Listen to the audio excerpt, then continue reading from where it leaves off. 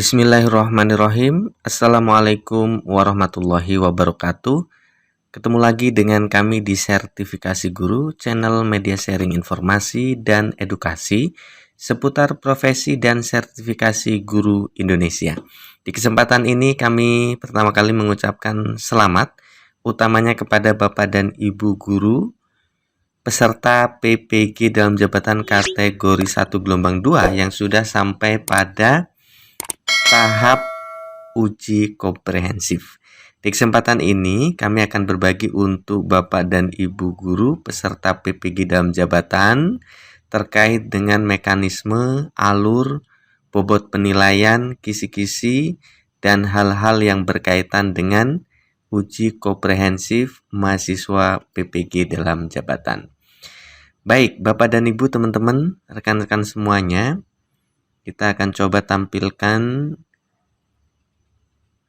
terkait dengan pertama, alur pelaksanaan pembelajaran PPG dalam jabatan ya, khususnya di tahun 2022 ini, dan kemungkinan untuk tahun 2023 masih akan sama Bapak dan Ibu sekalian. PPG dalam jabatan dilaksanakan melalui 3 tahapan. Tahapan pertama adalah pendalaman materi, tahapan kedua pengembangan perangkat pembelajaran, dan tahapan ketiga adalah praktik pengalaman lapangan. Sebelum Bapak dan Ibu melaksanakan praktek pengalaman lapangan, maka Bapak dan Ibu akan melaksanakan suatu proses penilaian, yaitu yang disebut dengan uji komprehensif. Setelah sebelumnya, Bapak dan Ibu tentu memulai dengan mengidentifikasi masalah sampai dengan membuat rencana aksi dan membuat rencana evaluasi ya dalam satu paket perangkat pembelajaran ya.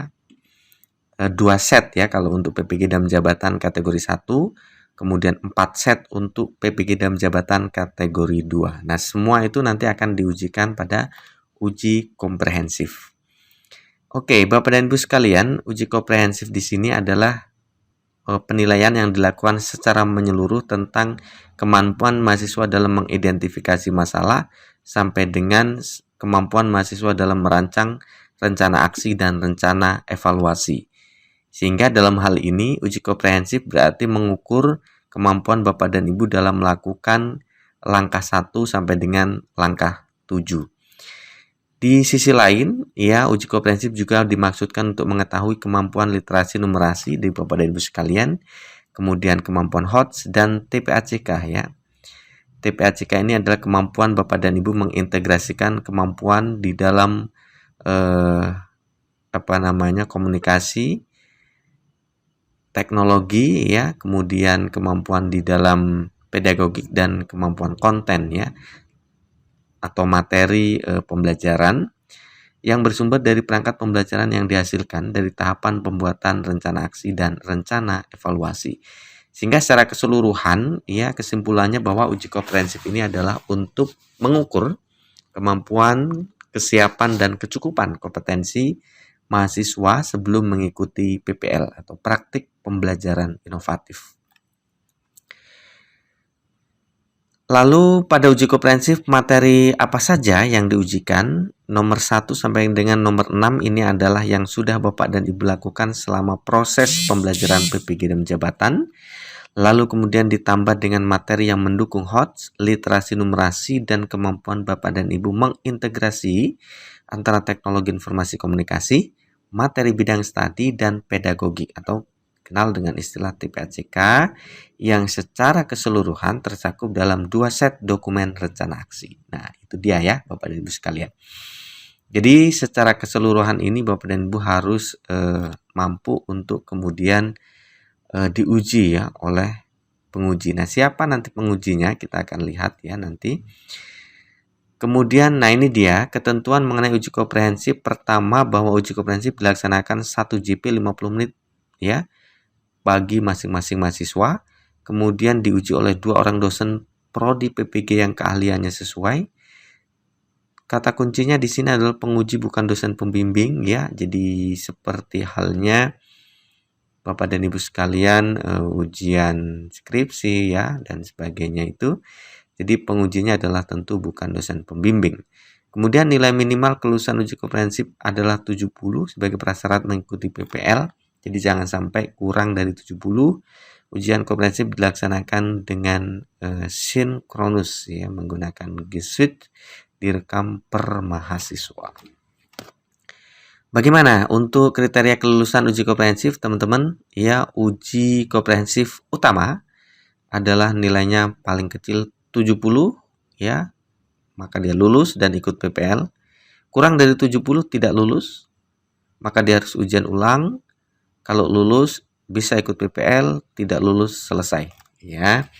Begitu. Kemudian bobot-bobot penilaian uji komprehensif seperti ini, Bapak dan Ibu, ada 10 poin. Masing-masing nilainya 10 maksimal, sehingga secara keseluruhan adalah 100.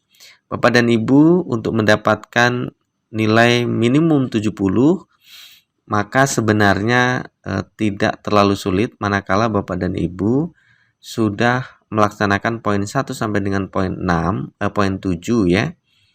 Ini secara maksimal ya, mengidentifikasi masalah sampai dengan membuat rencana aksi dan evaluasi ya, itu sudah mencukupi sebenarnya kalau dilaksanakan secara maksimal. Tetapi tentu penguasaan materi untuk mendukung HOT, penguasaan literasi numerasi dan TPACK menjadi satu hal yang juga penting untuk Bapak dan Ibu kuasai. 10 poin ini dengan masing-masing bobot 10, nilai maksimal 100, Bapak dan Ibu cukup untuk mendapatkan nilai minimal 70, maka sudah bisa melaksanakan PPL.